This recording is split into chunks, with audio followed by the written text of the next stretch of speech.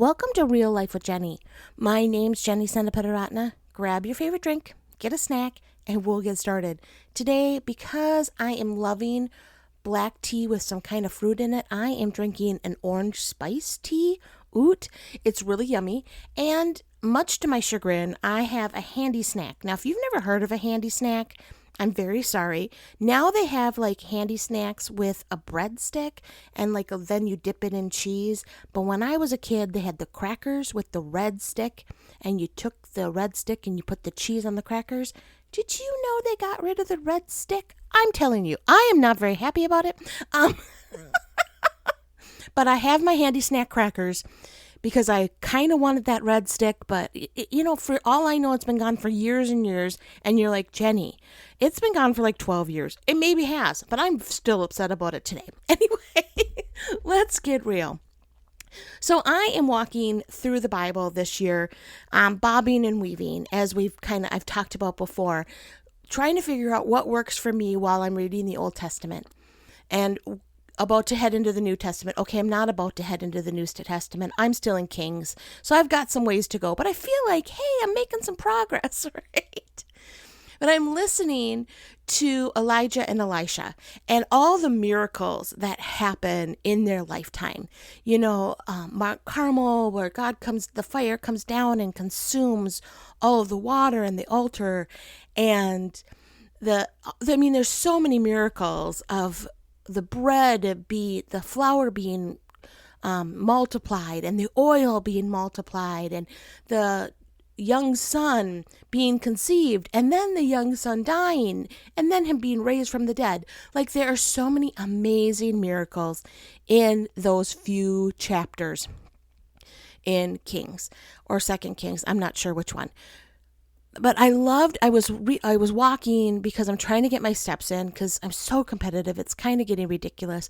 Anyway, I'm walking and all of a sudden I physically stop in my tracks because I hear the story one more time about the axe and that they're out chopping down a tree. I don't really know what they're doing, but they're chopping and the axe head falls off and falls into the river. And the guy goes, "Oh no, it was borrowed." And he goes, "Oh, where did it land?"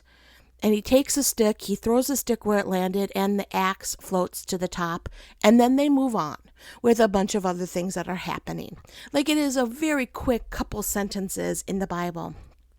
But I stopped and I was like, okay, this means something to me. Not because I am an axe thrower. I've always wanted to go to those places that you throw axes at the big targets. I've never done it. Maybe just because I feel like I'd be really out of place. I don't know why I'm fearful to do that. But it's something that I actually signed up for an axe throwing class once and it was canceled because of COVID. So I was like, okay, I guess I'm not doing that. But it was something that I've kind of always wanted to do. But I'm not going to start chopping down trees. Let's not get out of control here. I'm not picking up an axe. But what I love about this story is an axe head is not something, maybe it was more valuable back then than it is now. Obviously, it was more valuable back then. But it was that only person that really cared about it was the guy that borrowed it. No one else was like, "Oh no, this is horrible. We need a miracle."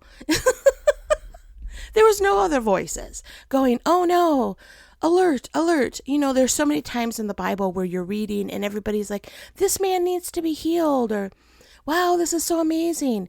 It is one guy going, "Oh no, it's borrowed," and probably borrowed from someone that he was indebted to.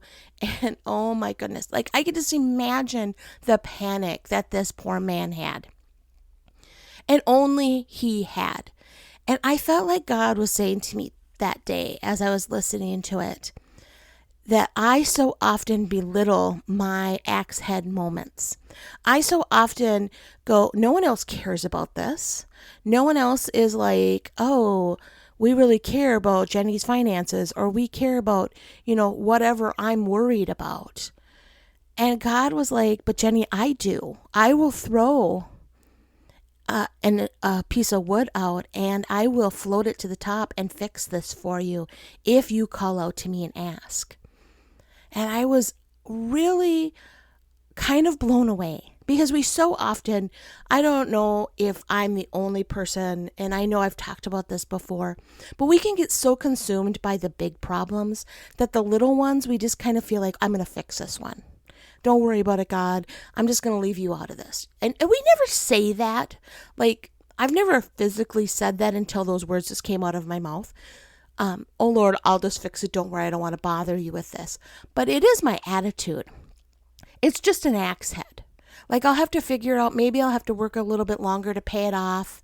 You know, it'll be fine. Don't worry about it. It's just my finances. It's not that big of a deal.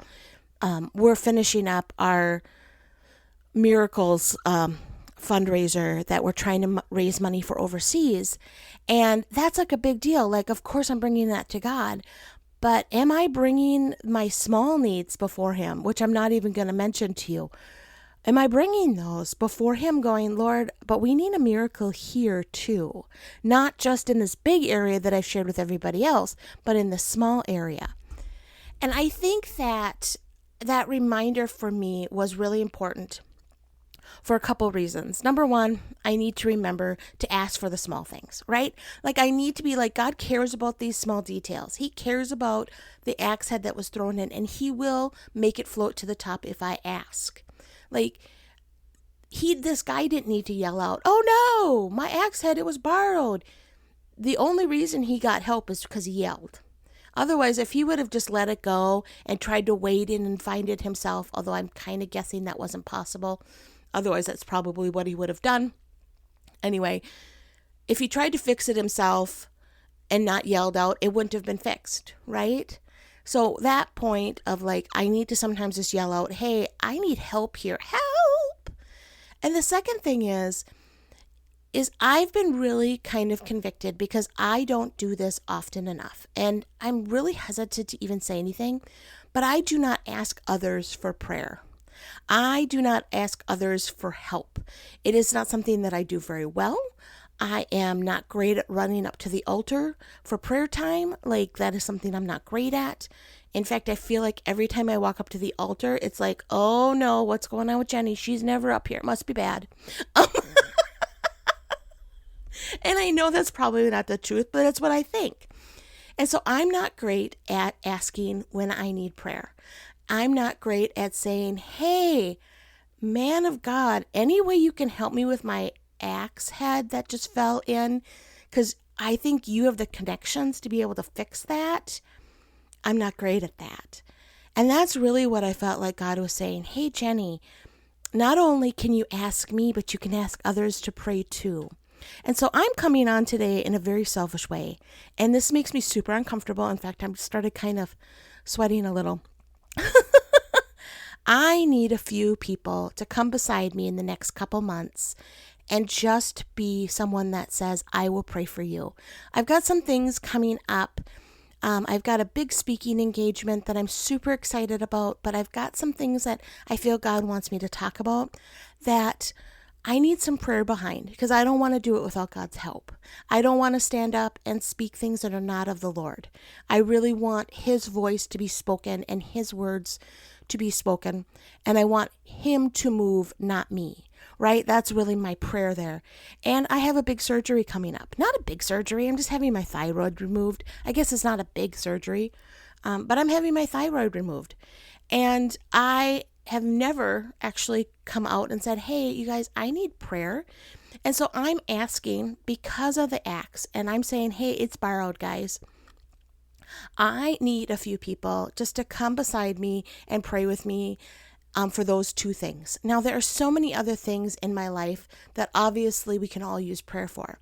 But as we're moving forward this week, and I've just made this small request from you, and I only need one or two people. Like, I'm not looking for all of you. So do not feel like bad if this is not you. But the real question is what should you be doing to be asking for prayer for yourself? Do you need to be asking the Lord to help you with that axe head? Or do you need to be asking someone in your life to be praying for you for something specific? Or do you need to be the person that's praying?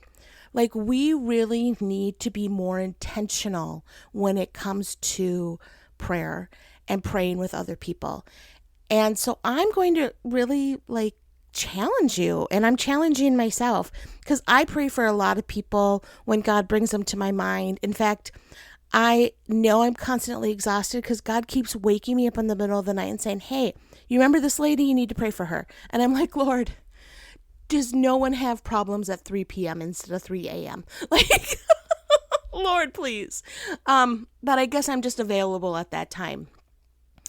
So I feel like prayer is something that's really important, and I never ask for it. So I'm going to challenge you to ask someone for prayer in your life this week, whether it's a text message or a phone call or someone at the altar on Sunday. If you're walking through something and you're feeling like you're alone, you're not, because God's walking with you. Bring someone with you on that prayer journey. Tell someone else about it and say, hey, I really need some prayer. Is there any way you would just stand beside me? I really don't feel comfortable telling you all the details, because I'm not telling you to go out and be like, okay, here's how much money's in my bank account right now. Here's how much I have that I need to pay out. Like, you don't need to do that. You can just say, hey, I really need God to work a miracle in my finances. You do not need to give them the details. That is not. And if they need the details, maybe you can find someone else. It's okay. But this week, let's ask for our axe heads. Let's put that before the Lord and say, Lord, it may be a small thing, but I need you to step in, and I need sometimes to have someone else stand in that gap for me, because sometimes you're just not able to do it just yourself. And bringing someone else with you in prayer is so important. Well, you can find me at Real Life with Jenny on ChristConnection.cc, on Instagram, and on Facebook. Well, we did that in a different order today, but who cares? There's where we are. I pray that this week would be full of people that will come beside you and pray and encourage you and give you strength through that, knowing that you're not there doing this alone. It is so encouraging when someone sends a text and says, hey, I'm praying for you, and you're loved. Not only by me, but by the Lord, because he woke me up at 3 a.m. So send those text messages. Ask the Lord to step in all your situations, not just the big ones. And also ask someone to step beside you and say, hey, would you pray with me? I've got a couple months here that I really need some prayer. I've got a situation that I really need God to move in. And let's get together and do this as a community, because that's what God meant for us to be doing. God meant for us to walk on our Christian walk together, not just alone. Have a great day.